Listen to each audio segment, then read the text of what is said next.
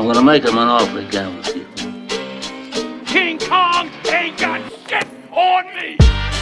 There's no clock on this thing. This is a war of attrition. You show me a pay stub for $72,000 on it, I quit my job right now and I work for you. I can tell you I don't have money, but what I do have are a very particular set of skills. I hate losing more than I even want to win. You just gotta keep living, man. The Latin term for that sentiment is carpe diem. Carlos, gracias por venir a Era Digital. ¿Cómo estás? Un gusto conocerte. Nunca habíamos tenido la oportunidad. Me habían contado un montón de ti, de tu negocio, de también Larisa, tu socia. Y qué bueno ya tenerte acá. No, gracias. Gracias por la invitación y un placer compartir, pues, Diego. Cuéntame un poco sobre ti. En este podcast hablamos siempre de las historias de emprendimiento.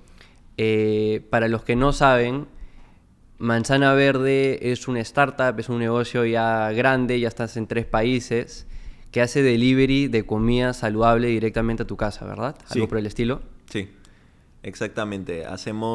Tenemos delivery ya en Perú, México, Colombia, y realmente Manzana Verde ha nacido para hacer accesible todo este proceso de tener mejores hábitos, pero siendo una persona real, ¿no? O sea, trabajando 8 horas, 10 horas al día, estudiando una maestría.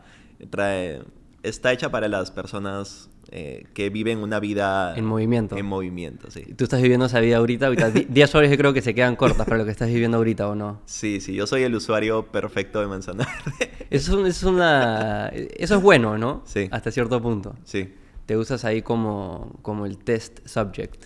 De hecho, esa fue la razón por la que arrancó Manzana, ¿no? Porque Lari y yo éramos el target del problema y empezaron a suceder ahí algunas cosas que nos conectaron aún más en esa época. Antes de Manzana Verde, ¿qué era de tu vida? Yo crecí en Piura. Yo estudié ingeniería mecánica eléctrica. Entonces, y durante toda la etapa del colegio, la universidad, yo no me definiría como ese prospecto que tú crees que va a ser emprendedor, ¿no? O sea, esa persona que ya tenía sus negocios desde la adolescencia, ¿no? ¿Alguien de tu familia había emprendido o no? No realmente. De hecho, yo estudié esa carrera y los primeros 3 años yo estuve en industrias totalmente fuera de lo que es tecnología. Yo trabajé en petróleo, en gas. Entonces, tratar de moverme fue algo, o sea, estar acá fue algo que en ese momento no lo hubiera pensado. Empezaron ahí a pasar un par de cosas que son como esas cosas que pasan que cambian diametralmente hacia dónde te diriges, ¿no? Esos momentos. ¿Me cuentas de uno? Sí, no, hay un momento puntual. Yo a los 23 años me enfermé. Tuve una enfermedad, tuve un tipo de cáncer. Entonces, eso fue algo que movió totalmente mis planes. No sé si te ha pasado que tú tienes como que toda tu vida ya, o los próximos 5 o 10 años como que planificados, y pasa algo que mueve todo eso, ¿no? De hecho, para mí fue complejo porque no el proceso en sí, pero luego de ese proceso tratar de reinsertarme en un tema laboral con el trabajo que yo tenía que hacer me conectó mucho con el problema, porque era como que el trabajo en donde, o sea, mi carrera me forzaba a trabajar en estos como campamentos donde tú te vas 20 días, regresas 15 días a tu casa. Entonces, sí, es durísimo. Entonces, eso como que no hacía tanto fit con querer cuidarme, porque ya era como que dentro de mí estaba, ok, tengo que empezar a tener mejores hábitos, a cuidarme, a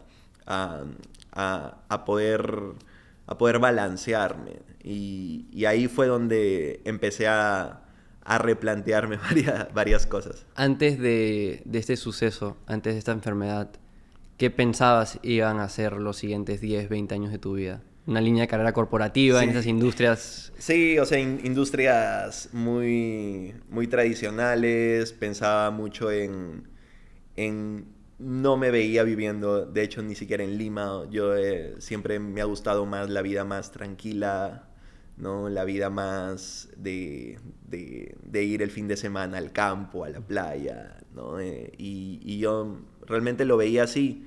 Sí creo que era algo como que tal vez podía haber terminado haciendo, nunca se sabe, pero, o sea, el tema de emprender, pero sí ese fue el hecho puntual que en ese momento cambió todo, ¿no? ¿Y dejaste tu trabajo o simplemente No. hiciste esas alteraciones en estilo de vida saludables? No, lo que pasó en ese momento fue que yo regresé a Piura. O sea, busqué un trabajo igual en la línea donde yo había estudiado, pero en Piura, donde probablemente uno gana el 60% de lo que ganaría si hubiera continuado allá. Y en ese momento no lo hice como buscando emprender en específico. En mi mente no estaba, voy a emprender, voy a hacer esto, sino era, quiero regresar y quiero explorar qué es lo que voy a hacer, porque no estoy contento con lo que estoy haciendo ahora. Y muchas veces me ha pasado, de hecho, así, que primero tomas una decisión y luego las cosas pasan, ¿no? A veces uno cree que es al revés, que tú dices, por ejemplo, abres una empresa y dices, ya, entonces tiene que pasar A, B, C, D para yo ser full time en mi empresa, o dedicarle todo el tiempo, o hacer X o hacer Y, ¿no? Entonces, a mí me ha pasado particularmente al revés. O sea, primero he tomado una decisión que como que refleja que yo estoy apostando por eso, ¿no? Entonces, en ese caso, mi decisión fue, voy a regresar y voy a apostar por buscarme, ¿no? Buscar y una vez que llegué, a los 6 meses ya estábamos empezando Manzana Verde, pero... A ver, pero ese ha sido un... Quiero hacerle la siguiente pregunta porque creo que mucha gente, en distintas etapas de su vida, algunas personas muy jóvenes, algunas personas hasta muy mayores, sienten que están en esa situación, que están buscando, quieren tomar un paso para atrás, reorganizar su vida para ver si toman ahora 2 pasos hacia adelante en algo nuevo. ¿Cómo abarcaste ese proceso de descubrimiento para llegar 6 meses después a Manzana Verde? ¿O fue algo que simplemente estabas tranquilo y surgió la idea y vamos con esto y nunca se dudó? ¿Habían otras opciones? No, es que ese fue en realidad el proceso. O sea, la decisión era empezar a probar cosas, a buscar cosas que me llenen más, porque yo en ese momento estaba como, aparte de que sentía que no me estaba cuidando, sentía que me aburría muy rápido. O sea, el trabajo llegaba a un punto de saturación muy rápido para mí. O sea, ¿Qué sabías que te gustaba? ¿Qué te apasionaba? Sabía que donde estaba no era como me veía en los siguientes años. De hecho, no tenía o sea, no tenía la idea clara de lo que quería hacer. Ni siquiera estaba en mí emprender. Simplemente quería explorar nuevas cosas. Podría haber sido estudiar otra carrera, podría haber sido emprender, podría haber sido tomarme un año sabático, podrían haber sido varias cosas, pero creo que la clave del momento en que surgió Manzana Verde fue mi socia, fue Lari. Porque yo recuerdo que, no sé, éramos amigos y en ese momento yo tuve la idea. O sea, no sé, vi y dije, wow, esto solucionaría un problema que yo tengo, que tú tienes, pero... Y creo que estaría chévere hacerlo. Y Lari fue en ese momento esa persona que dijo, hay que hacerlo. Y yo fue como que en ese momento me puse a pensar y dije, usualmente no hubiera dicho, ya hay que pensarlo más, ¿no? Pero en ese momento dije, ya. Y ¿Cuál era el problema que identificaron? el problema es que cuidarte y realmente tener una vida donde trabajas duro, te mueves constantemente en América Latina es muy complejo, ¿no? Por muchos factores, por el tiempo. ¿Tú crees que cuidarte es importante? Claro que sí. O sea, voy al gimnasio, corro, trato de comer bien. A veces me doy mis gustos con los rapis, pero se intenta y es importante. Así como tú, a 9 de cada 10 personas van a responder que sí, pero luego les preguntas, ¿sientes que lo haces realmente? Y ahí ese número baja de 9 a 2. Claro. Entonces, eso es, ¿no? Y los factores son los factores de una vida vida de estos años, ¿no? Tiempo, pricing, pedir comida saludable en una aplicación on demand todos los días no es. Y empezaron no en es Piura sostenible. particularmente, ¿no? Y empezamos en Piura. ¿Qué opciones habían en Piura para resolver ese problema en aquel entonces? Realmente ni en Piura ni aquí, ¿no? O sea, las opciones estaban más targeteadas a una clase A, porque si tú formas parte de un sector A y quieres cuidarte, primero puedes tener alguien que te cocine, puedes tener el tiempo para hacer las cosas que tienes que hacer porque no tienes otras responsabilidades o alguien hace estas responsabilidades adicionales por ti, ¿no? Entonces, yo creo que eso es. Manzana Verde un poco entra ahí a democratizar y a hacer mucho más extenso este scope, ¿no? Claro, y todo era almuerzos más que nada al inicio, me imagino, hora de trabajo. No, Manzana Verde empezó como un delivery. En esta época, ni Larry ni yo teníamos background de tecnología. Entonces, por nuestro background, ¿qué fue lo que hicimos? Hicimos una dark kitchen. Montamos una dark kitchen, yo recuerdo, en el segundo piso de la casa de Larisa. O sea, para los que no saben qué es un dark kitchen, es básicamente una cocina que no tiene puerta a público. Solo se cocina y desde ahí se hacen los repartos. Una cocina hecha 100% para delivery. Exacto. Entonces, eso es. Montamos una cocina en el segundo piso de la casa de Larry. De hecho, la idea inicial era comida congelada. O sea, era producir platos, envasarlos al vacío, que ahora hay algunas empresas que de hecho lo hacen, y hacerte una entrega a la semana. Yo recuerdo que llegamos a producir 600 platos ya listos para venderlos en paquetes. Compramos unas máquinas de envasado al vacío y justo en ese momento, no sé si recuerdas que en 2017 hubo un tema climático en el norte, unas lluvias. Sí. Ya. Como huaicos. Sí. Empezó todo este tema y el río se desbordó y nos quedamos ahí con 600 platos y sin poder distribuirlos. Y tuvimos que...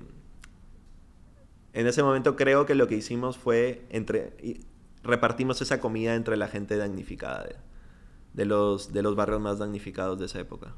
Entonces, esa fue como que la primera iteración. Pero de paso nos dimos cuenta que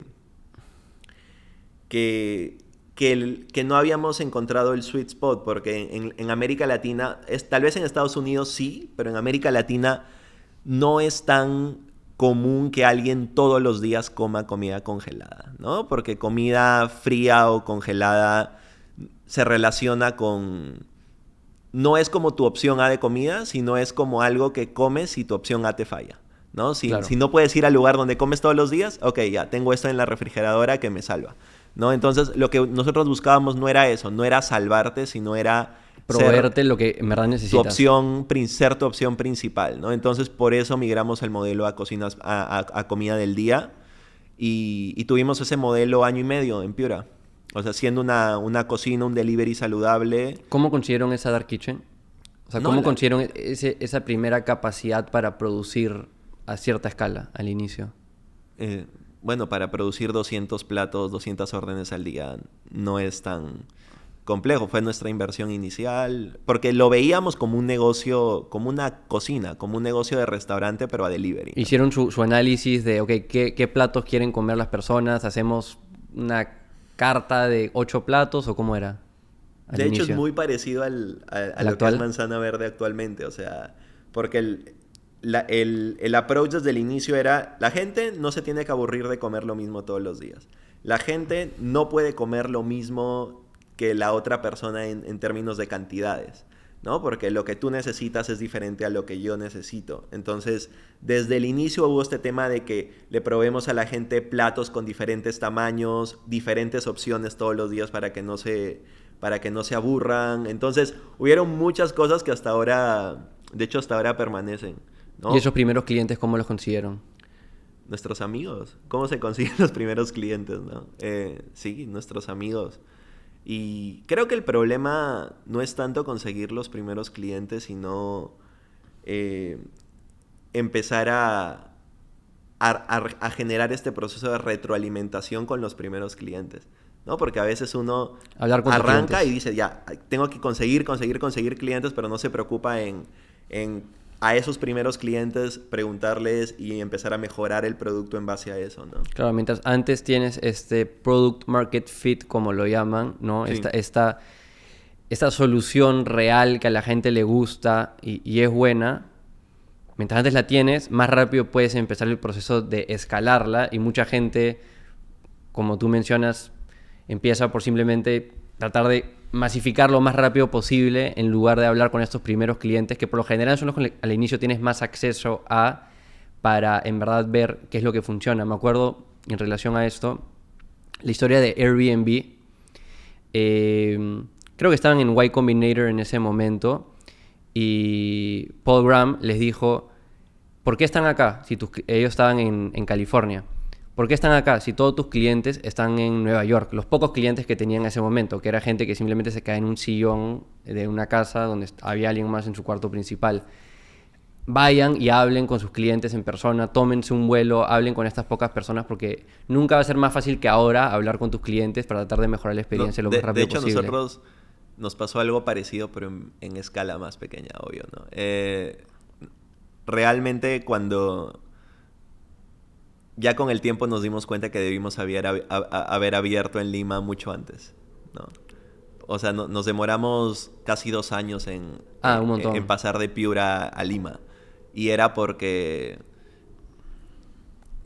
siempre, o sea, nosotros pensábamos que no estábamos listos y también la gente, o sea, algunas personas en Piura nos decían, sí, no, hay que validar esto antes de pasar, ¿no? Entonces, sí, tienes que ir donde estén tus clientes. Si armas una empresa, pero tus clientes están en México y no hace sentido que la abras desde el inicio en Perú, ya está. O sea, ¿por qué tiene que condicionarse el lugar donde creciste o naciste con dónde vas a empezar tu empresa? Tienes que empezarla donde estén tus clientes. Sí, y si bien dices que se demoraron en transicionar o entrar a Lima, ¿cuántos clientes tenían en Piura para cuando migraron a Lima también? 200. 200. ¿Y cómo entraron a Lima? Nada, llegamos y abrimos una cocina y ya está, ¿no? ¿Y ahí el equipo cuál era? ¿Eras tú, Larisa? Yo y Lari y otra persona que veía todo el tema tech. Que es un componente importante que quiero que la gente entienda de ustedes, ¿no? Ustedes no simplemente están produciendo comida y haciendo delivery, hay un componente tech detrás. Claro. Para analizar mejores mercados. Creo que ustedes no son dueños de estas cocinas, se asocian, ¿verdad? Sí, actualmente el modelo es, nosotros tenemos este producto go-to-market, o sea, para nosotros es un producto aún, o sea, luego de varios años es un producto como de lanzamiento para empezar a penetrar en estos mercados donde estamos. Pero es este producto que es una suscripción de paquetes de comida saludable muy accesible que te entregamos diariamente, pero nosotros no tenemos cocinas. Nosotros trabajamos con cocinas locales, dark kitchen locales, restaurantes de menús locales y les damos toda la tecnología para que en 2-3 semanas ellos puedan estar produciendo. En promedio producen 200 órdenes de platos estandarizados de manzana verde. Entonces... Y producen todo en la mañana, que probablemente están claro. no tienen otra carga laboral en la mañana, a menos que sean un local de desayuno. El market fit con ellos es también muy fuerte porque ellos generan ingresos recurrentes en horas no productivas. Entonces, y eso es un problema general de la industria de restaurantes. Todas las cocinas que ves operan al 50% del tiempo, realmente. Entonces ellos tenían la capacidad, tenían la gente, entonces es empezar a rentabilizar más lo que tienen, ¿no? Me interesa mucho ese lado. ¿Cómo ustedes analizan con qué cocinas asociarse, a quiénes darles la carga a medida que tal vez las suscripciones aumentan, disminuyen? Ese fue un proceso que sí lo hicimos en Piura. Cuando teníamos la cocina propia, ya nos topa, pero realmente sí queríamos crecer. O sea, no era que nos queríamos quedar con los 200 usuarios siempre. Pero empezamos a ver, ok, ¿cómo hacemos crecer esto rápido? Porque empezamos a decir, ¿qué capital necesitamos para abrir otra cocina? ¿no? Y entonces ahí empezamos a ver las limitantes en temas de financiamiento por los canales regulares. Luego pensamos en franquiciar, y ahí fue donde nos cruzamos con el mundo de la tecnología. En Piura, en 2017, abrió la primera incubadora de startups, o una de las primeras que estaba fuera de Lima, que era la incubadora de la universidad donde estudié, Jabudev. Y fuimos parte de la primera generación, y recuerdo que nosotros entramos ahí simplemente porque teníamos ventas, o sea, no porque realmente tuviéramos la convicción de tener un componente tecnológico o tuviéramos ni siquiera o algo desarrollado, simplemente porque éramos una empresa que tenía ventas y ya. Y creo que en esa época, bueno, tú has visto cómo se ha ido desarrollando el ecosistema en estos años, pero en esa época era nada. Prácticamente... ¿Qué año fue esto para esto? 2017. Claro, ya. O sea, si en Lima estaba un poco, en provincia era nada. Entonces, prácticamente las personas que también empezaron con mucho que aprender. O sea, era también como su propia startup para ellos empezar un proyecto de estos. Pero creo que lo más importante ahí fue que nos conectaron con gente. O sea, empezaron a llegar a Piura emprendedores que ya tenían cierto camino, ¿no? Recuerdo que fueron Carolina de Joinas, Fitco, Andrea Baba, ¿no? Entonces eso, Rayi de Amigo Cloud, ¿no? que creo que lo vendió hace algunos años. Entonces creo que eso ha sido lo más potente, empezar a conectar tu historia con la historia de otros y ver que como que hay una línea de... alguien que ellos ya vivieron. ¿Alguien en particular te metió ese bichito de tech, de tratar de meterle tecnología y llevarlo por un lado tecnológico el negocio? ¿O fue un tema más de, este ecosistema, hay más oportunidad en general si es que lo aplicamos con tecnología? No, al final lo vimos como una opción más. O sea, cuando entramos y empezamos a conectarnos más con esto, vimos, ok, utilizar tecnología e ir por este camino es una forma también de crecer el negocio rápido. Entonces estábamos entre franquiciar, tecnología. A mí me pareció más divertido la parte de tech y fuimos por ahí, ¿no? ¿Y tú con Larisa cómo se veían funciones? No, era todos hacían. Es que cuando son dos personas, todos hacemos todo. De hecho, yo trabajaba part-time. Yo trabajé part-time año y medio y Larry trabajó full-time desde el inicio. Y yo recuerdo que incluso hicimos un trato para yo darle el 50% porque dijimos, uno tiene que trabajar mientras esto llega al punto de equilibrio. Entonces, el que consiga primero un trabajo le da una parte de su sueldo al otro, ¿no? Y para que al final uno sí sea full-time. Pero...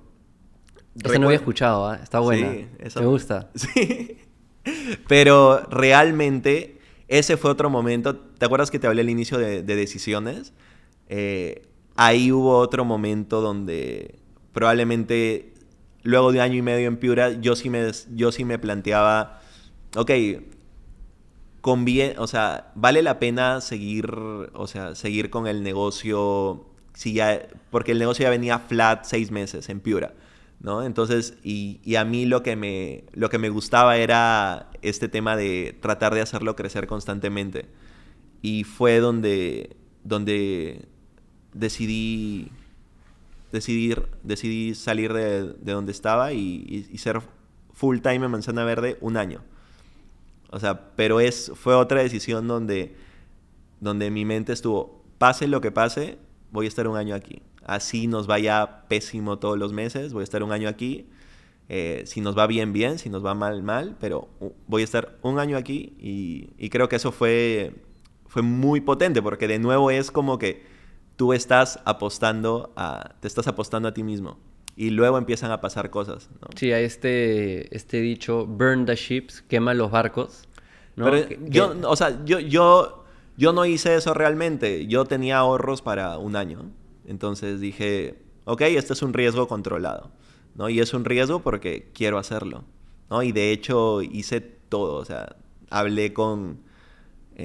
recuerdo que hablé con mi papá, porque en ese momento, o sea, para decirle, oye, por si acaso voy a dedicarme acá 100%, ¿no? Porque él es alguien que te ha pagado una carrera, ¿no? Entonces, creo que esa era una conversación que hice fuerte. Y luego a los 2 meses recuerdo que entramos a UTEC, a la aceleradora de acá de Lima. Y el primer día en UTEC nos dijeron, ya, ¿cuándo vienen a Lima? Y a la semana, a las 2 semanas de entrar en UTEC, creo que abrimos en Lima, sin saber mucho tampoco, pero abrimos y ya, o sea, literal, 3 meses después de esa decisión, estábamos abriendo en Lima, 1 año y medio después en México y empezó a pasar todo. En onda de dar valor a todos los que nos escuchan, me encantaría saber qué es lo que les funcionó. O sea, cuáles fueron estas 2, 3 cosas claves que tal vez les funcionaron a ustedes para escalar, inicialmente, como dices, después de Piura en Lima y luego abrirse a México y Colombia. O sea, ¿cuáles son algunas de esas cosas claves tal vez relacionadas a marketing o ventas o operaciones? O un manejo eficiente de recursos en cuanto a la gente que contratas, tal vez con esa inversiones que recaudaron para crecer. A ver, en un inicio, creo que lo más, y esto es algo que no todos toman en consideración, pero es la realidad, el activo más importante que tienen los fundadores es su tiempo. No es ni el dinero, ni la gente porque para empezar no tienen dinero para contratar personas, sino es las horas, el tiempo que le puedan dedicar a la empresa y aprender del producto. Realmente para el 95% de empresas, con todos los recursos que hay actualmente, puedes construir un MVP casi puramente no code. Sí. El MVP de Manzana Verde era una landing page con un botón que te llevaba a un WhatsApp, que era el de Larisa, donde les explicábamos así en WhatsApp todo y les mandábamos una foto de la carta y ellos decían, ya quiero, el lunes quiero esto, el martes quiero esto, el miércoles quiero esto, y lo montábamos en un Excel y ya. Sí, hace un par de capítulos hablaba con Gonzalo Aguilar, que el MVP de Prendea, su emprendimiento en aquel entonces, era este marketplace de clases en vivo, y tú pensarías, un marketplace, tecnología, era un Google Form que conectaba, o era un Typeform, era un Squarespace que conectaba con un Google Form que luego derivaba a alguien a un link de Zoom, básicamente. Eso era. Y eso es, o sea, y a veces tú pensar que necesitas X, Y, Z cosas para arrancar y no darle valor al tiempo, tal vez como yo lo hice, o sea, si yo hubiera tenido que empezar desde cero, primero hubiera empezado en el mercado donde el problema es más fuerte, que es Lima. La gente tiene menos tiempo en Lima. Uh-huh. Entonces, de hecho, nuestra retención es mejor en Lima de usuarios. Y hubiera dado más foco a mi tiempo, ¿no? Al tiempo que le dedicaba a Manzana. Y fuera de hablar con los clientes, que es algo que ya mencionaste, ¿dónde más era una buena inversión de tu tiempo? En entender realmente... Hay 2 cosas que uno tiene que entender realmente cuando arranca, que es si está resolviendo un problema real, ¿no? Y... Hablemos con los de Web3. Yo soy súper bullish, pero hay varios ahí que están... ¿No? Si estás resolviendo un problema real y qué estás construyendo, ¿no? O sea, ¿qué es lo que realmente estás construyendo? Porque... A ver, lo del problema real es porque el 70% de estos negocios quiebran porque realmente no están resolviendo un problema real, sino nacieron desde una idea de solución que es... Tú te despiertas y dices, quiero armar una red social de esoterismo. No sé, ¿no? Entonces, pero te das cuenta que eso nace desde una idea, desde algo, pero no nace desde quiero resolver el problema X, ¿no? Entonces... Focalizarse en eso, en iterar alrededor de un problema, creo que fue lo que no ha cambiado en Manzana Verde desde el inicio. Nosotros empezamos y todo lo que hemos hecho ha sido para hacer más sencillo este proceso de cuidarte. Empezamos por la alimentación, no porque sea comida en sí, sino porque creíamos que ahí estaba el gap más fuerte y lo logísticamente más complejo que no se estaba resolviendo, ¿no? Pero el problema era ese. Lo otro es, ¿qué estás construyendo? Es igual de difícil que tú emprendas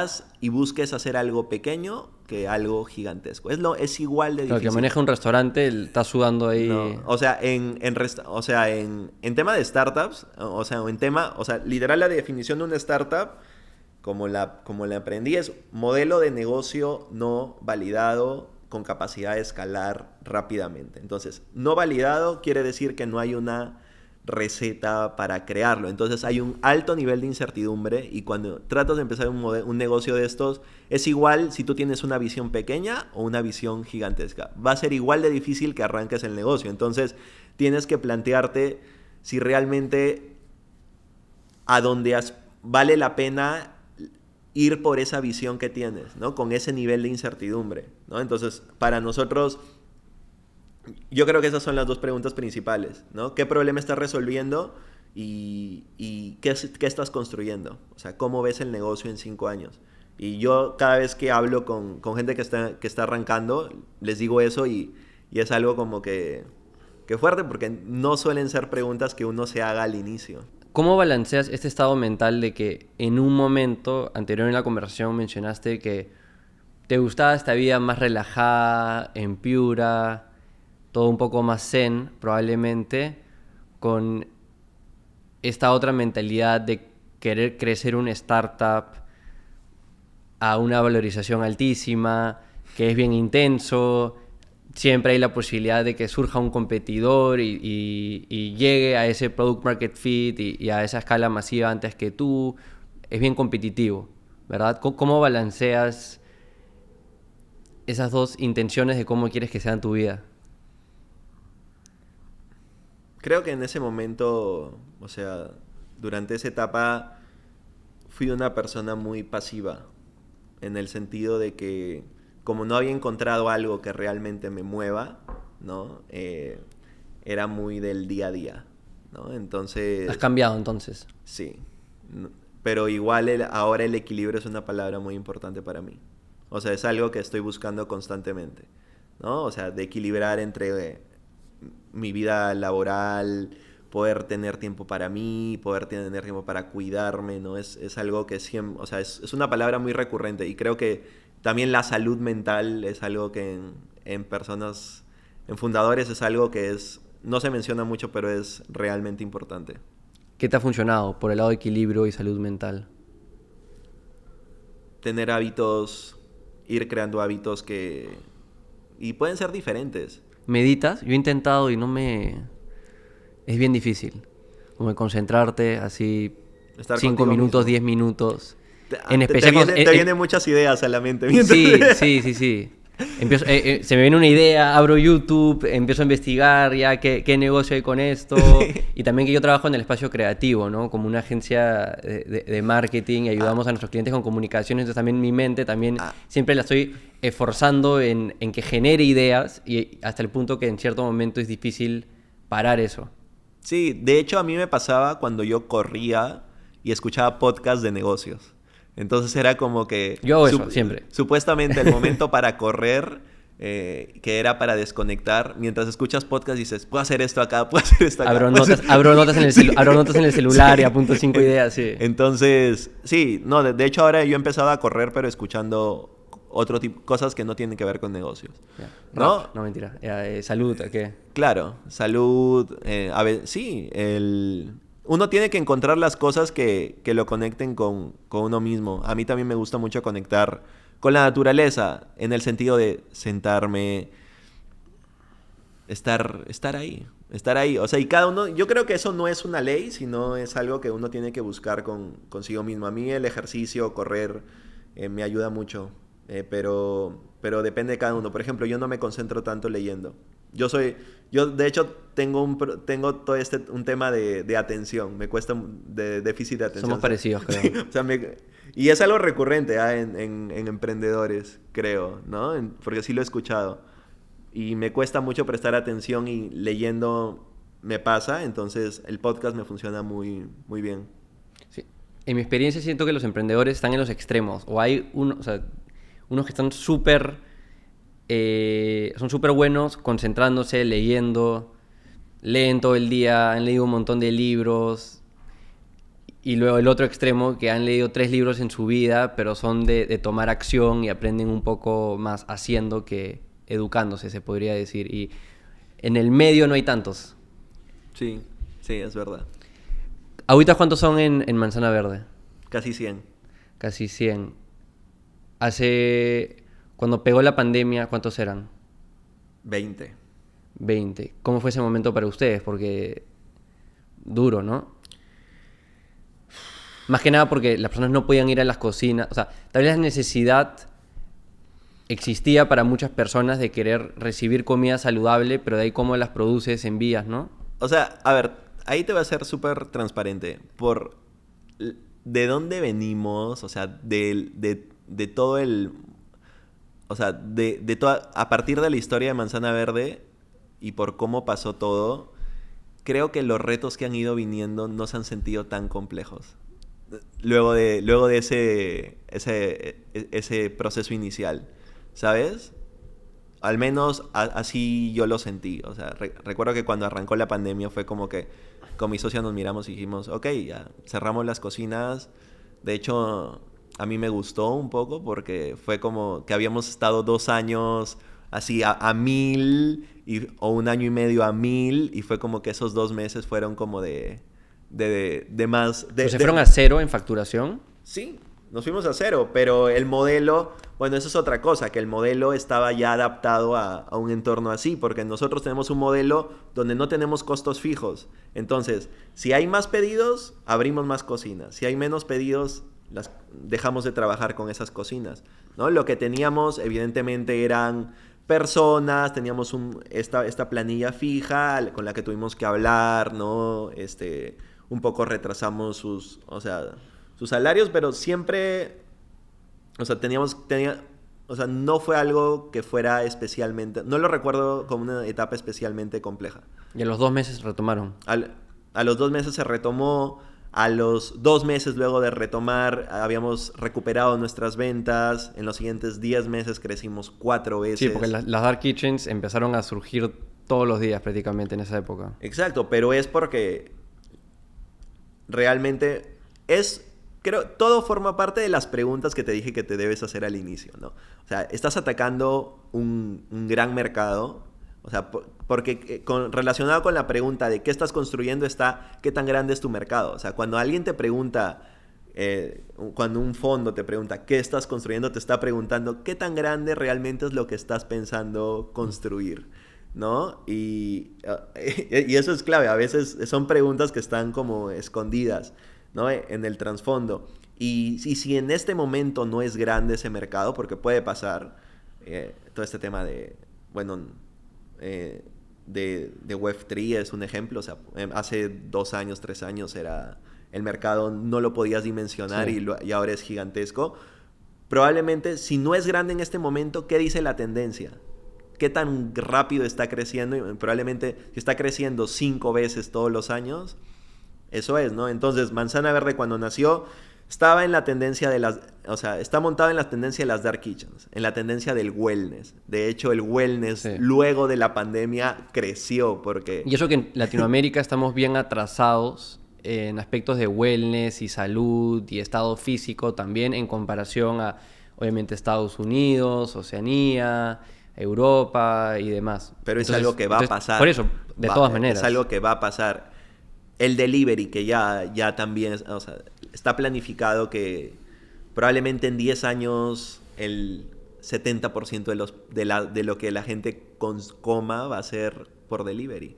Y la experiencia de ir a un restaurante va a ser eso, solo una experiencia. Ya no vas a ir a un restaurante solo por comer, sino simplemente por todo el ambiente, el servicio, ¿no? Entonces, es eso. Al final, estar montado en esas tendencias te prepara para todos estos vaivenes, ¿no? Entonces, retomamos muy rápido el nivel de ventas, empezamos a crecer muy rápido. Eso nos permitió el año pasado, de hecho, cerrar una ronda de inversión muy fuerte, que también fue otro hito chévere para nosotros, y empezar a multiplicar también el equipo, ¿no? ¿Por dónde empezaste ahí a armar el equipo? ¿Qué era lo que más faltaba? Líderes. Líderes. Nuevos líderes, ¿no? Porque... Que te complementen a ti, ¿en qué sentido? O sea, ¿qué estás buscando a nivel liderazgo, a nivel alto cargo, que tal vez tú y Larisa necesitaban que se les complemente? Creo que gestionar una empresa de 5 personas es muy diferente, es completamente diferente a gestionar una empresa de 20 y gestionar una empresa de 100 personas, ¿no? En una empresa de 5 personas es más...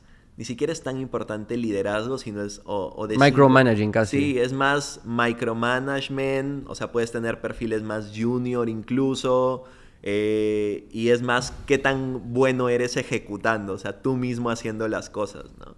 Pero en una empresa de 100 personas, necesitas personas...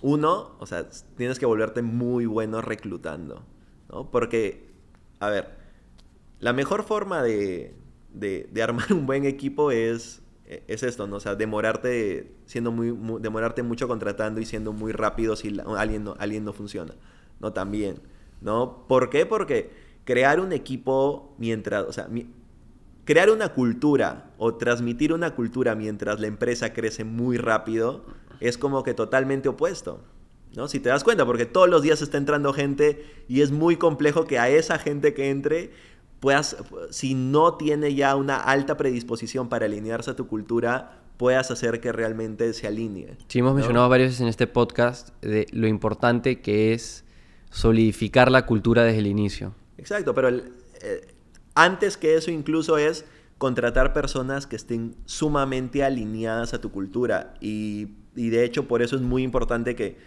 y fue uno de nuestros errores. En algún punto nosotros nos desligamos un poco de los procesos de contratación, ¿no? Entonces, y nos dimos cuenta que hubo un espacio donde no se empezó a transmitir tanto la cultura, ¿no? Entonces, yo creo que las primeras 100 personas, si tú estás pensando en armar una compañía de 5,000 personas, son casi fundadores.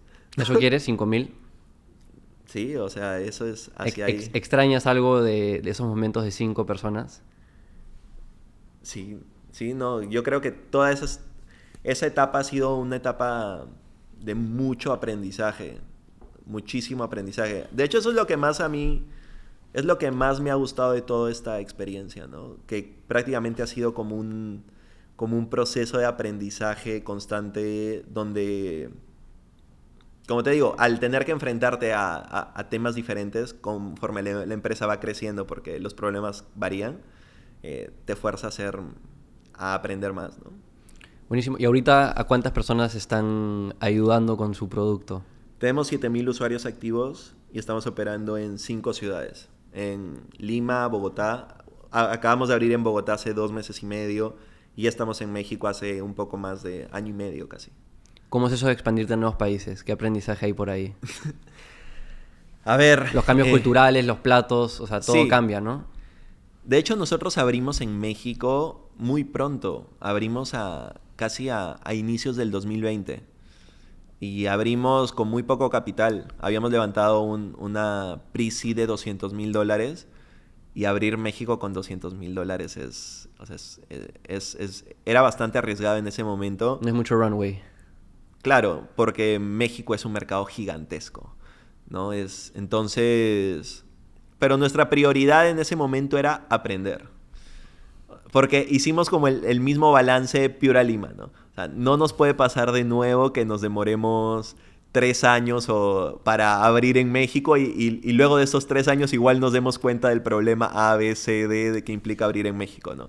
Entonces fue como que abrimos, pero focalizando el aprendizaje. O sea, queríamos ver cuál era el challenge de adquisición de talento, de adquisición de usuarios, de retención, de la tropicalización, del nivel de tropicalización que tenía que tener el producto. Entonces, y eso de hecho nos ayudó muchísimo porque ahora que hemos abierto en Colombia, o sea, Colombia ya está adquiriendo más usuarios nuevos que México al mes y con 3 meses de operación. Bogotá solamente. ¿Y por qué? Porque literal llevamos a Bogotá todo lo que nos equivocamos en México lo llevamos a Bogotá. ¿Cuál se viene después? Espero, ojalá que llegue Brasil, ¿no? Ese es más grande que todos. Sí. Genial. ¿Cómo se diferencian ustedes de la competencia? O sea, en el sentido, fuera de los platos mismos, como modelo de negocio, porque mencionaste que ustedes, de nuevo, trabajan asociados con estos dark kitchens. ¿Qué otras opciones hay en el mercado y cómo hacen ellos las cosas diferentes a ustedes?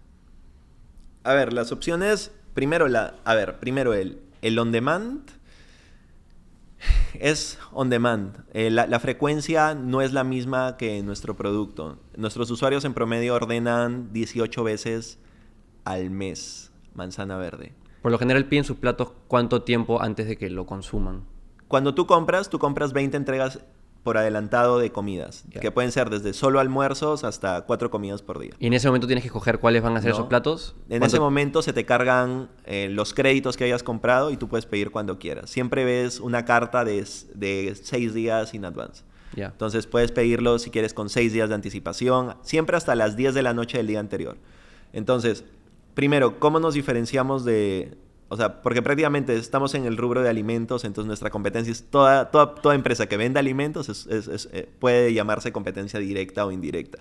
Entonces, del on demand es la frecuencia de uso, ¿no? Y el tipo de uso. El on demand no se usa para daily food. Se usa para... ¿Quieres comer tu ensalada favorita? La pides de tu restaurante favorito y no lo vas a pedir todos los días, ¿no? A menos que seas de un sector A. Correcto. ¿no? Entonces, eso es versus el on demand. Hemos logrado una frecuencia de uso muy alta por las mismas características del producto. Porque el producto no es solo comida, sino es comida integrada con nutrición. Entonces, no es que solo estás recibiendo un plato de comida, estás recibiendo un plato que de hecho tiene un tamaño específico de acuerdo a una evaluación que te hemos hecho, ¿no? Entonces, recibes un plato con un tamaño específico. Tienes en la misma aplicación también algunos features para controlar tu peso, controlar la nutrición. Y además, con un precio que te permite hacerlo todos los días, eso es lo que ha hecho que el producto de por sí tenga mucha atracción. Otro grupo de competidores son todas estas empresas de restaurantes digitales que están naciendo, ¿no? Que arman Dark Kitchen y tienen múltiples marcas. Claro, dentro del mismo Dark Kitchen y se ponen en todos los... En Rappi, sí, todo. Entonces, nuestro producto actual nos ha permitido no generar ninguna venta a través de on demand. Todas las ventas las hacemos a través de nuestra propia plataforma. Tienes toda la data, que eso es bueno. Exacto, ¿no? Entonces, es como el producto gancho para lo que viene, amor, porque definitivamente en Manzana Verde se van a abrir más marcas, se van a abrir más a partir de las mismas cocinas y se van a empezar a abrir más productos, ¿no? Sí, porque ustedes están alineados con el espíritu inicial, que no necesariamente es comida, es cómo le hago la vida más fácil. Exacto. A esta persona que está pero no solo ahorrándole tiempo, sino cuidándola, ¿no? Claro, que pueden ir por otros, o sea, no tiene que ser comida necesariamente, puede ser, como dice, evaluaciones de salud, es algo cercano a la comida, pero luego se puede expandir. Exacto. A productos wellness, marketplace wellness, otras marcas. Gimnasios. Otras marcas wellness, de hecho lo más cercano son más marcas de comida, ¿no? Marcas de ensaladas, marcas de hamburguesas, marcas para veganos, ¿no? Entonces, eso es, ¿no? Eso es lo más cercano.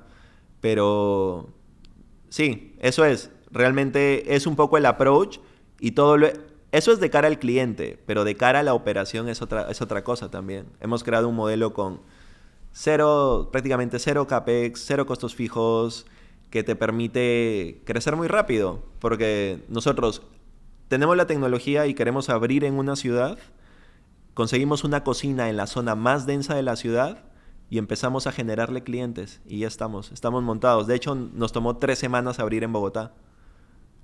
Rapidísimo. ¿Tu día a día cómo es ahora?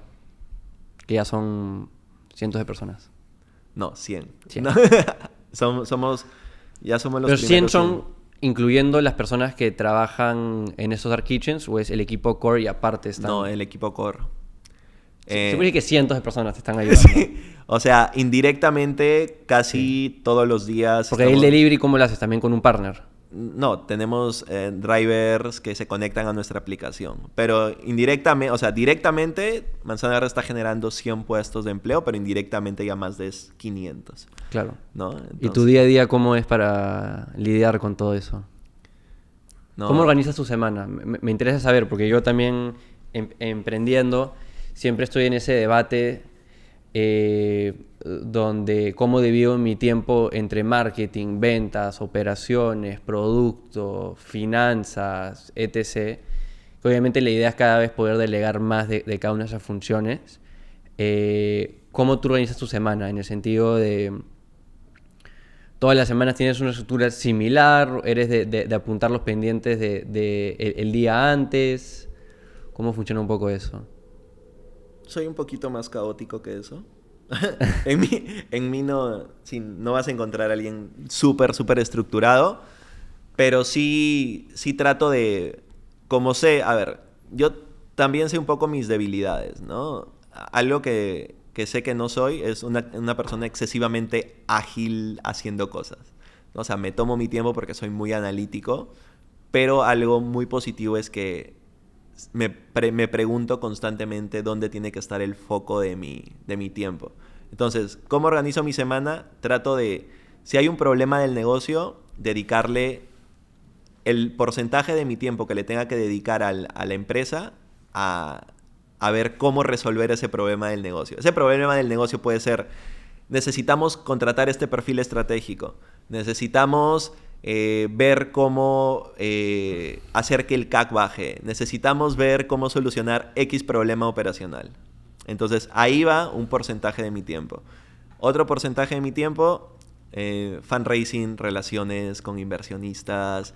Podcasts. No, realmente no tanto, pero sí, es asegurarse que la empresa tenga dinero, ¿no? O sea, tenga una estructura de sostenibilidad en el mediano plazo. Y el otro porcentaje en trabajar con la gente que al final va a transmitir la cultura, es decir, los líderes, ¿no? Formar esos... Algo que me ayudó últimamente es definir claramente cuáles eran los no negociables, los 4 o 5 no negociables que quería transmitir en Manzana Verde, y trabajar muy fuerte en eso. ¿En qué trabajamos? Ownership, 100% de ownership, 100% de cultura de documentación. Si tienes que explicar algo más de una vez, tienes que documentarlo. Lo hacen como en Amazon, que te piden explica el plan en una hoja, algo por el estilo, o qué hiciste esta semana en una hoja, o no, en qué sentido de documentación, o los procesos. La documentación es, si yo te pregunto, ¿cómo se crea un cupón para un usuario? ¿No? Entonces, yo sé que, o sea, tú sabes que no va a ser no va a ser la última vez que te pregunten eso. Entonces, lo documentas. En vez de explicarme y tomarte 15 minutos en explicarme, haces un loom, haces un video, haces una hoja detallando y lo pones en un lugar para los futuros colaboradores. Perfecto, ¿no? Y lo pones en un lugar común. Eso es documentación, ¿no? Entonces, hemos estado trabajando en que la documentación sea lo más ágil posible, en que se combine con una cultura fuerte de ownership y de que cada persona sea capaz de elaborar sus propios análisis, ¿no? Análisis que van desde detectar un problema y hacer el análisis de una solución y un dimensionamiento de qué tanto impacto puede causar esa solución y planificar la ejecución. O sea, eso es algo que estamos tratando de que todas las personas sean capaces de hacerlo. Porque en ese momento la empresa no se convierte solo en un grupo de jefes que dicen, ya, creo que la solución tiene que ser esta, sino que todo el equipo empieza a trabajar en soluciones dentro de las áreas, ¿no? Es una cultura como de intraemprendimiento dentro de la misma empresa. No, me gusta, es genial. Sí, nosotros también hacemos básicamente lo mismo con documentación, y lo que le digo a mi equipo de líderes es... Nuestro trabajo es crear los sistemas que otra persona luego tiene que implementar. Sí. Es ver procesos, no estar tan metido en el día a día y mientras más inviertes tu tiempo en crear los procesos del negocio, menos vas a tener que trabajar, menos estrés va a haber en el futuro. Exacto. De hecho, cada área tiene esas 3 cosas, o busca tener esas 3 cosas, porque no todas las áreas actualmente lo tienen. Tengo que ser ahí sincero, pero es en lo que estamos trabajando. Tiene que tener un lugar donde vean sus metas y el seguimiento de las metas medibles, ¿no? Con todo el tema que tienen que tener las metas. Tiene un tablero de iniciativas, ¿no? Donde se ve, o sea, donde hay cada persona que tenga una iniciativa para resolver un problema, hace todo este proceso y seguimiento, y tiene que tener un tablero, una parte de donde estén todos los procesos, ¿no? Y de hecho, ahí es donde se cierra el círculo, porque en este tablero de iniciativas, el resultado de si la iniciativa fue exitosa probablemente genere un proceso, ¿no? Que haga que eso se haga permanente en la compañía, ¿no? O puede generar un aprendizaje, pero ahí es donde se termina ahí es donde termina el círculo de trabajo de un área, ¿no? El otro día hablando con Gonzalo Vegaso de Chasqui, y él me comentaba de que todo su negocio se basa en OKRs, que básicamente planifican a inicio de cada año. Ellos tienen algunos años más que ustedes en el mercado. Ustedes planifican todo el año con anticipación, trabajan más en sprints cortos, con hipótesis más rápidas, como un poco determinan a dónde ir y luego cómo van hacia ello. Sí, hacemos un planning anual que se cumple al 60% siempre, ¿no? No hay que apuntar lo más alto posible. Sí. Sí. O sea, no tanto a nivel de meta, sino a nivel de hacia dónde quieres ir, ¿no? Porque el aprendizaje en el camino te va haciendo, o a nosotros nos ha hecho virar, ¿no? Y en eso también tenemos cero miedo a virar de un lado a otro, ¿no? ¿Cuál ha sido una notoria? Abrir Colombia, ¿no? ¿No están los planes en un momento? Al inicio del año, ¿no? O sea, le fue bien en México y dijeron ya Colombia. No, de hecho en México nuestro CAC estaba un poco alto.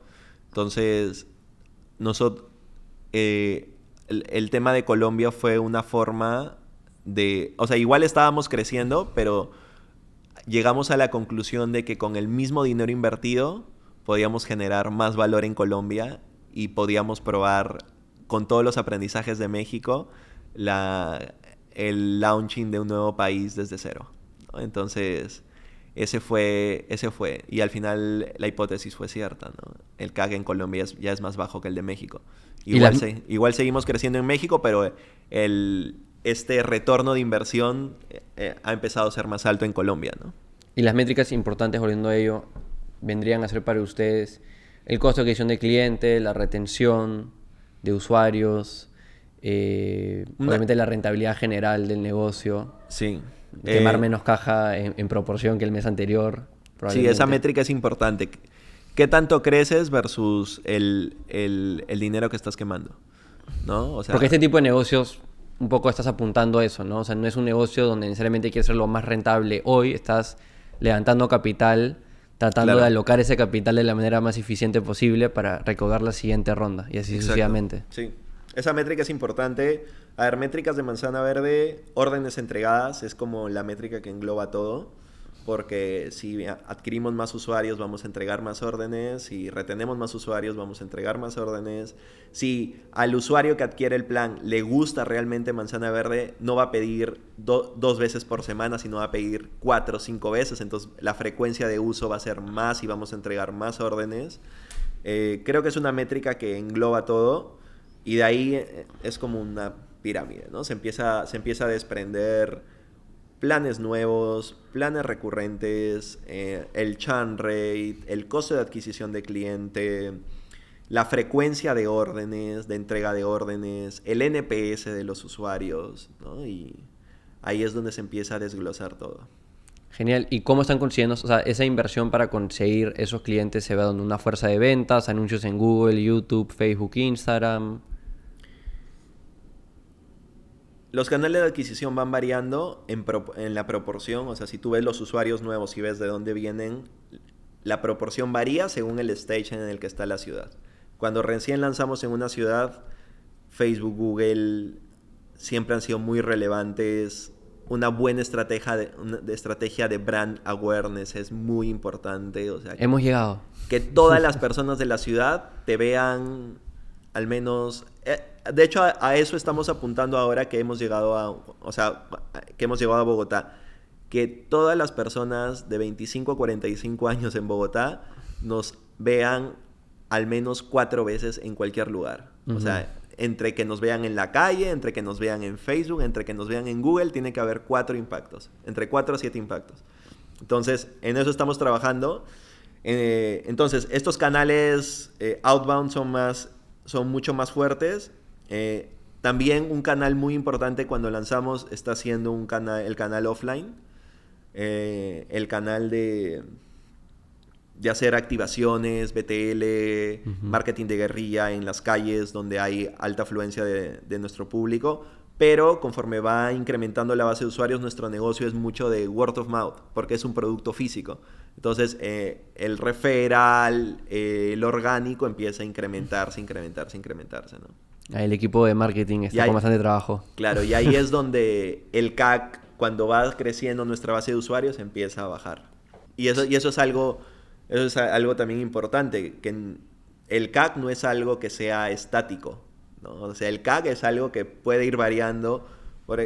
Y, por ejemplo, en Colombia, el primer mes nuestro CAC fue altísimo, ¿no? Pero ahora nuestro CAC es 3 veces, es un tercio de lo que fue el primer mes, ¿no? Sí.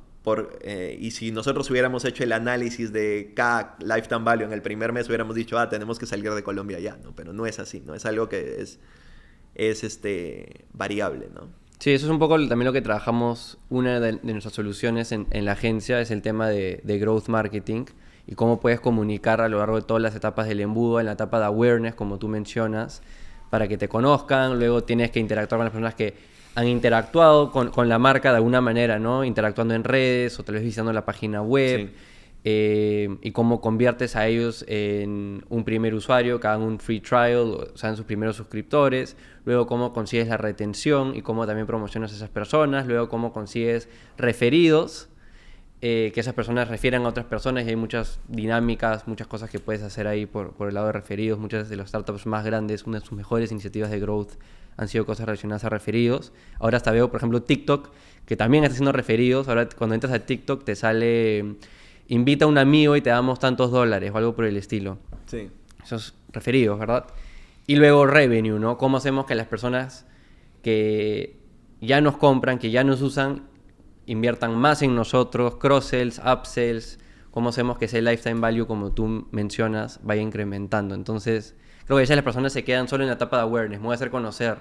Pero no, también hay esta etapa y probablemente es aún más importante, tal vez no cuando estás ingresando a un mercado, pero cuando si estás consolidado o te quieres consolidar en un mercado específico, comunica más a las etapas inferiores, a las personas que ya te conocen y creces sobre ellos.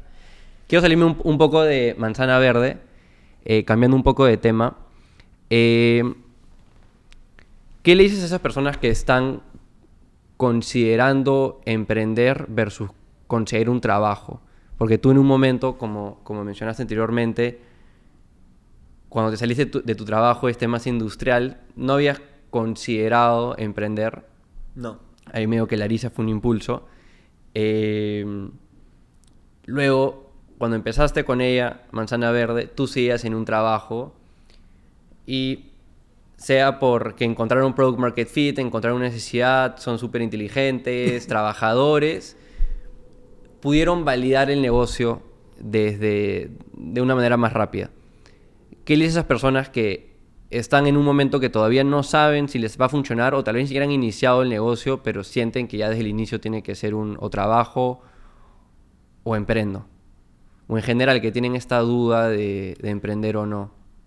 A ver, primero que emprendan en algo que realmente, o sea, en un problema que realmente los mueva, ¿no?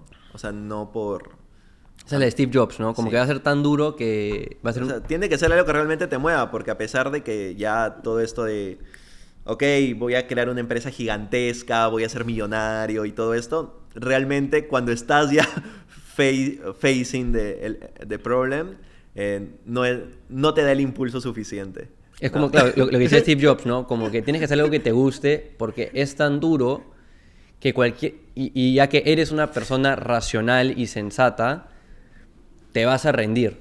Exacto. Lo más probable, ¿no? Si es que no te gusta, ¿no? Entonces te tiene que apasionar el problema, el día a día, el rubro. Tiene que apasionarte el problema y tiene que apasionarte la dinámica de de enfrentarte a problemas diferentes. La incertidumbre, ¿no?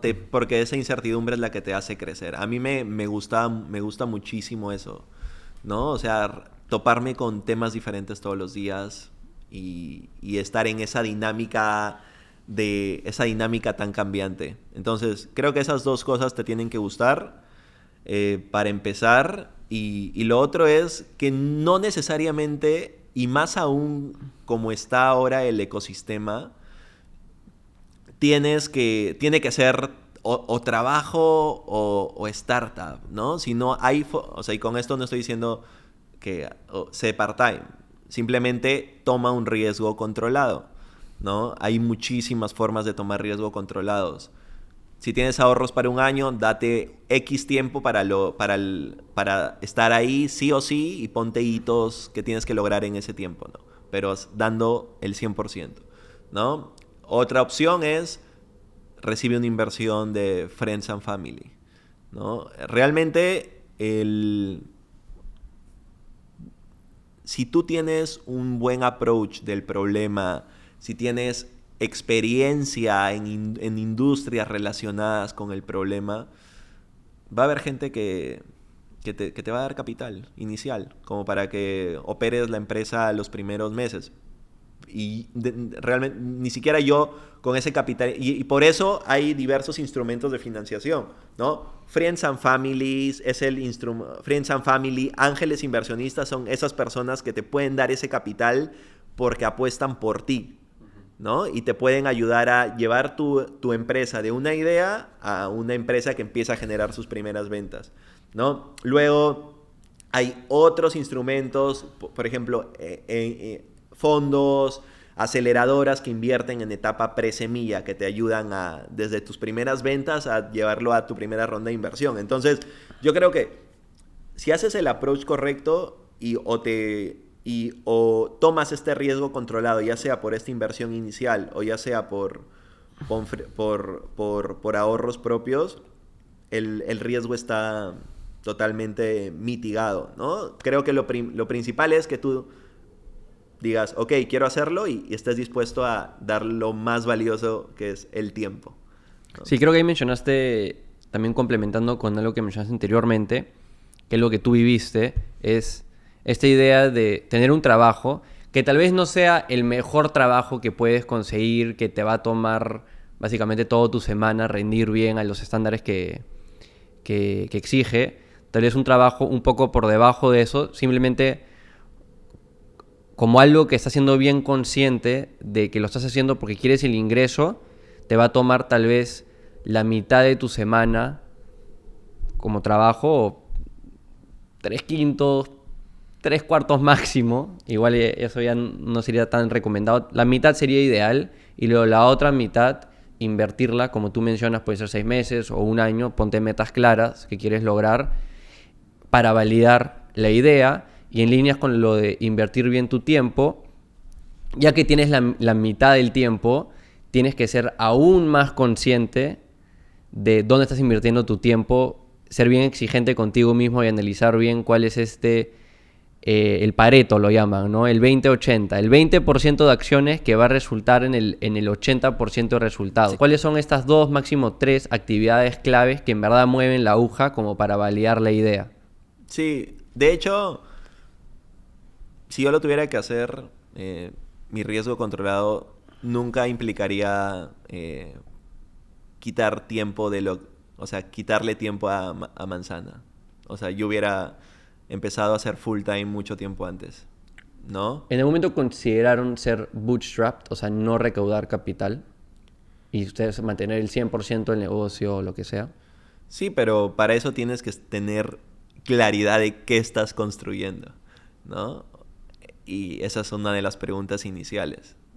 Yo recuerdo que cuando estábamos en el Hub Dev, llegó Rayi, de Amigo Cloud, Rayi Burhum, y hizo una charla de una startup no es una MIPE, ¿no? Entonces, y que tienes que tener mucha claridad de lo que estás construyendo. Esa fue una de las que más me gustó porque hay veces que tú quieres operar una startup con un modelo de negocio que... Claro, estabas al medio, decídete, claro, ¿qué quieres hacer? Sí, exacto, ¿no? O sea, o operas una startup, tratas de operar una MIPE como una startup o al revés, ¿no? Y al final eso termina saliendo mal en ambos casos, ¿no? Entonces, si tienes un negocio con el potencial de crecer exponencialmente por cómo está montado desde sus bases, tienes que seguir el camino de la empresa, porque es como si tuvieras un Ferrari y lo manejas a 20 kilómetros por hora,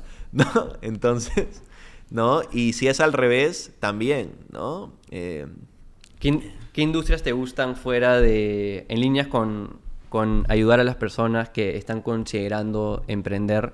Tú ya estás full time en Manzana Verde, pero como hablamos anteriormente, nosotros como emprendedores, o sea, las ideas de negocio no faltan. Es más, nos tenemos que constantemente concentrar en no diluir nuestro tiempo, en no ver estos objetos brillantes e ir hacia ellos, ¿no? A mí por lo menos me pasa todas las semanas. Sí. No sabes las listas que tengo de ideas. Pero... No sabes también las cosas que yo he tratado ahí de hacer en Manzana que no han funcionado y ya está, ¿no? Y también porque también hablas con otros emprendedores, conoces a muchos, entonces también siempre te entra ese FOMO, ese miedo de perder una oportunidad de mira lo que está haciendo se ve súper interesante, y si nos metemos ahí también, ¿no? Pero en onda de cosas que no vas a hacer, ¿qué cosas te llaman la atención en general que estás viendo para Latinoamérica o tal vez en general para el mundo? Oportunidades. A ver, me llama la atención el real estate, ¿no? Creo que en Latinoamérica hay un problema fuerte de...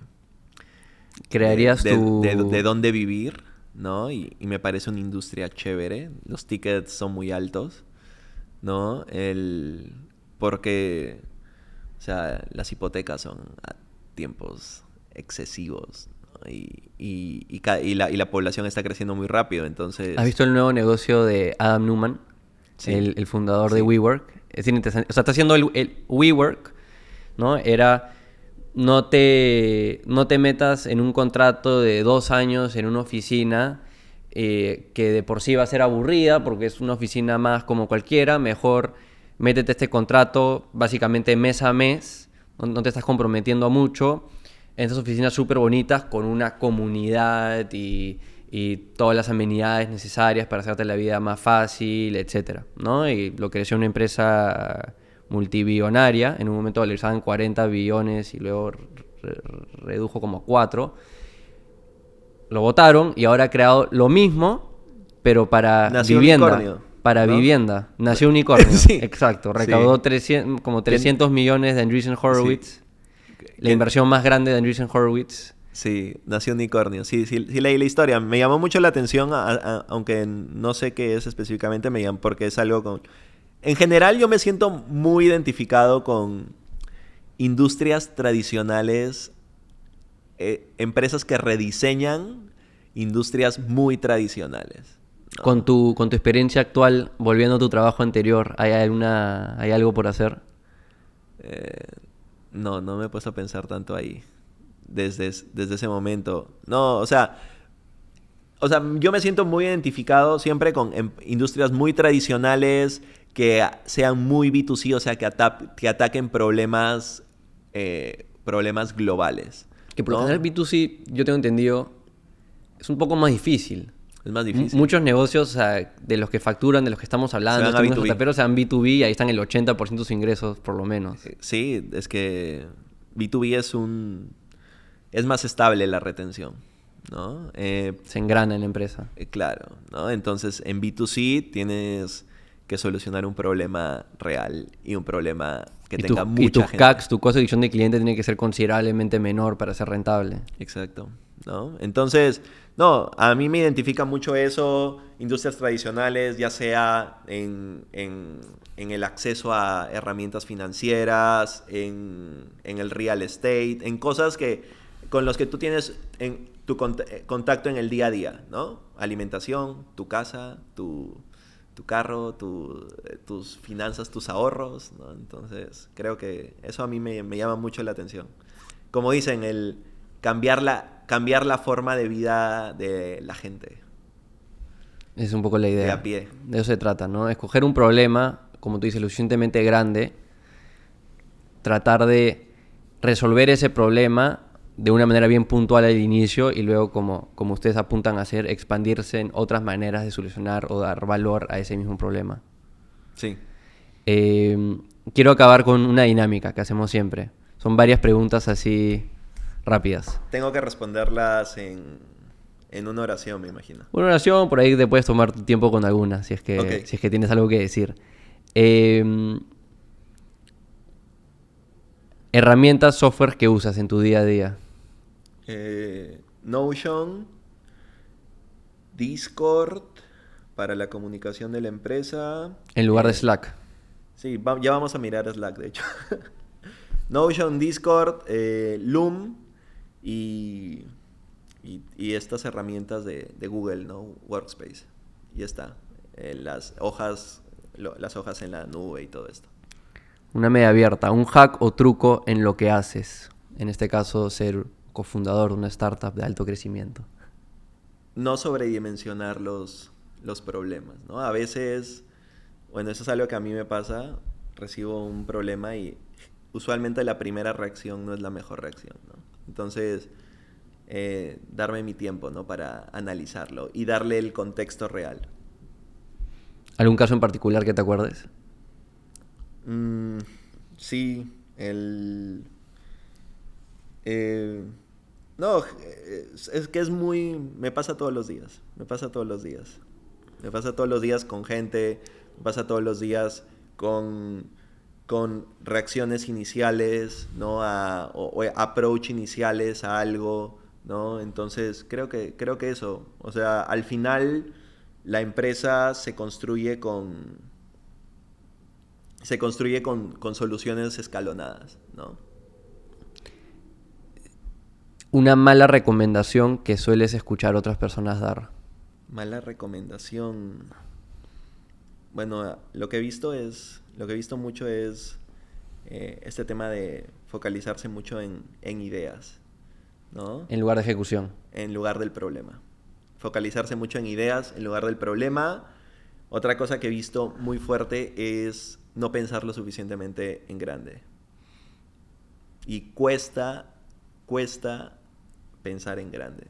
Claro, la gente te dice, enfócate en este problema chiquitito y te aleja un poco de la visión de lo que podría ser. Claro, porque siente que al enfocarte en algo más grande, que no quiere decir que empieces a ejecutar para atacar todo eso, sino quiere decir que empieces a pensar en la visión más, en el landscape más a largo plazo. De hecho, cuando nosotros nos preguntaban, si tú le hubieras preguntado a Carlos en el 2018 cuál era su visión de Manzana Verde, te hubiera dicho... Lima. No, te hubiera dicho ser el delivery de comida saludable más relevante del norte de Perú. Claro, eso es en 3 países. Así es. Se aprende haciendo. Si solo pudieras hacer 2 horas de trabajo a la semana, ¿qué harías en esas 2 horas?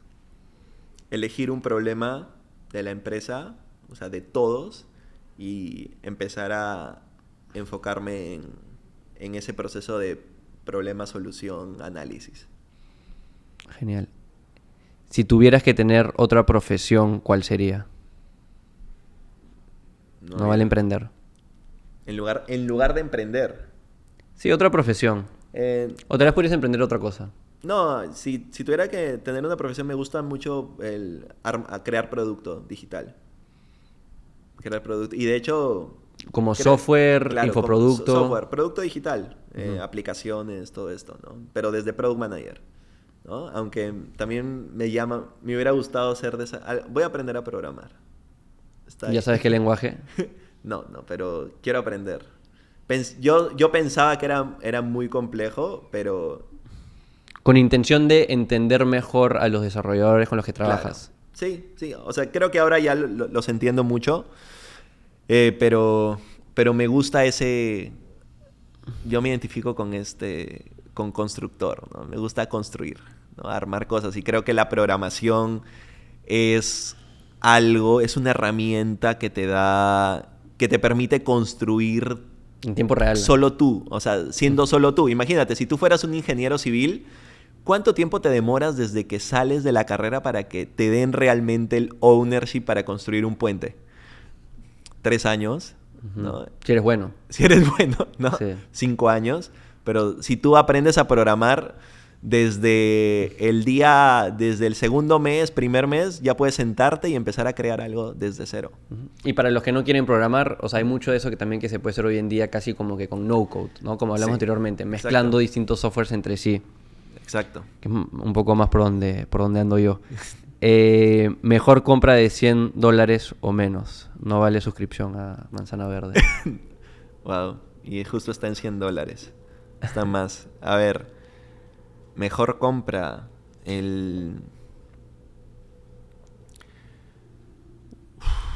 Algo que...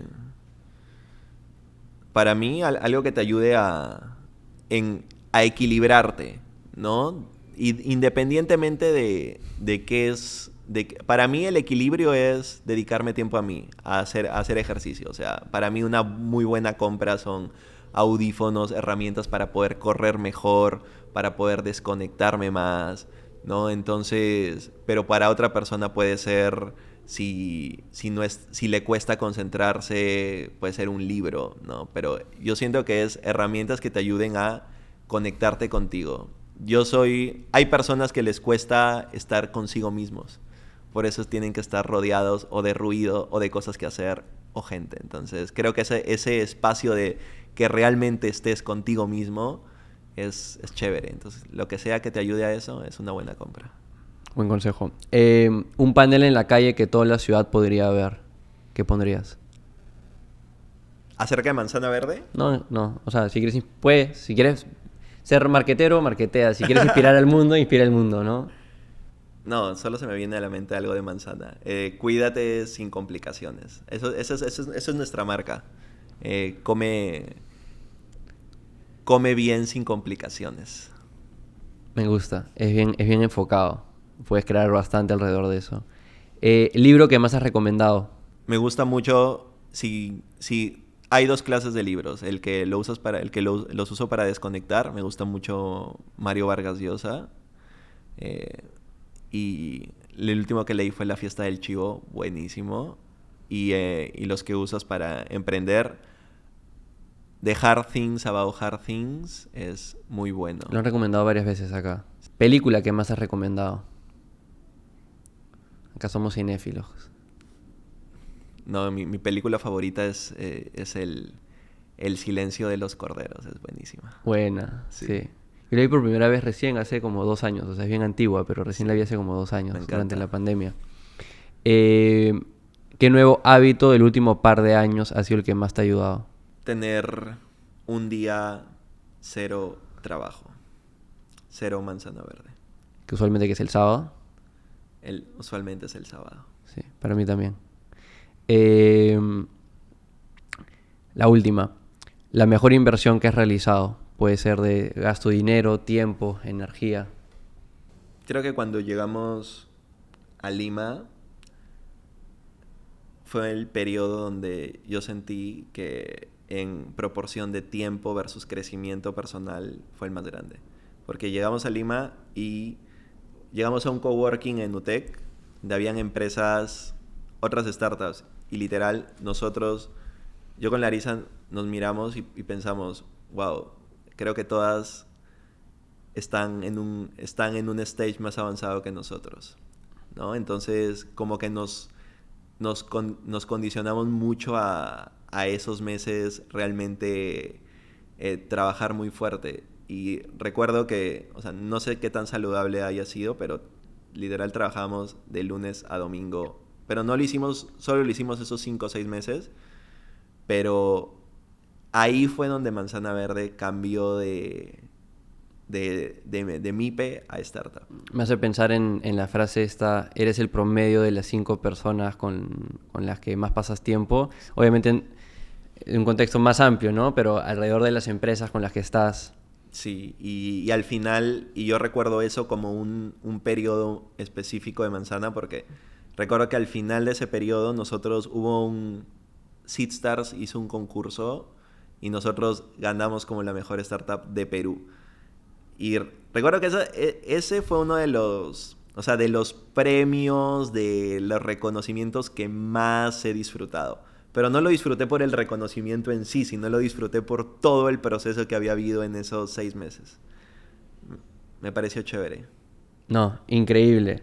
Carlos, ha sido una historia en verdad fascinante para mí. Me encanta que otro startup peruano esté ahí conquistando Latinoamérica. Entonces, ya cuando estén ahí en Brasil y en el resto de países, vamos a repetir esta conversación para hablar de los nuevos aprendizajes. Ahí también tengo que crear mi cuenta. Y tengo que darte un cupón también. De todas maneras, ahí lo vamos a poner en la descripción de este capítulo, ahí en la plataforma de audio y en el YouTube. De todas maneras, para ayudar a cambiar más vidas. Esa es la idea. Increíble. Muchísimas gracias, Carlos. Un placer, Diego.